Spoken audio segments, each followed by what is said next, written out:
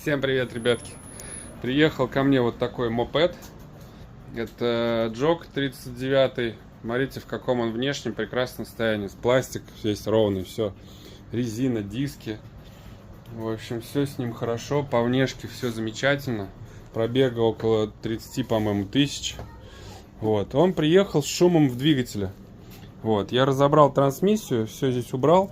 Увидел, что потек, свежепотекший сальник, но это фигня. Он только-только начал сальник коленвала течь. И я его так вот шатаю, и он не шатается. Люфтов в коленвале я не слышу.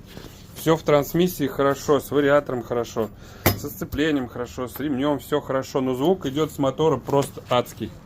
Давайте я вам продемонстрирую.